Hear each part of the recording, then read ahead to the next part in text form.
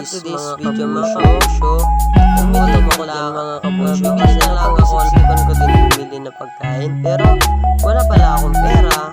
Kaya napag-isipan ko yung binili sa akin ng aking ama na pera at aking hinahanap na sa aking buddy.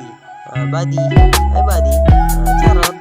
English pala yung body na sinasabi ko mga guys. Body katawan, ganun.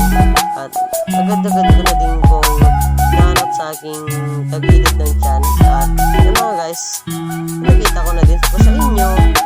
50 lang po yan mga guys, pero pagkasyahin natin. Pero isa lang po naman ang aking bibiling dyan mga kabusyo. At isang biskuit lang po dyan at saka kape para masarap mga kabusyo. Samahan niyo po ako bibili dyan mga kabusyo. At tara, tatayo na po tayo. Tara, bibili na tayo. Few 1 years later mga kabusyo, nakatayo na din po ako sa wakas. Charot. At malapit na din po tayo sa tindahan ng aming kapitbahay mga kabusyo. At pinupunasan ko na din po ang aking bibig para hindi mahalata na may pulbo sa aking mga muka. Yan mga kabusyo. A few inches, 1-2 years later. Charot.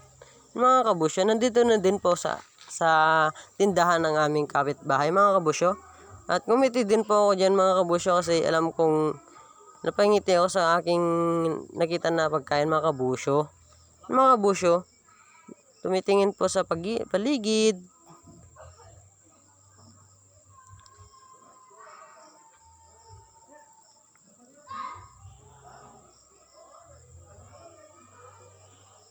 Mga kabusyo, at pauwi na din po tayo dyan mga kabusyo para ipaghanda na din po ang aking merienda.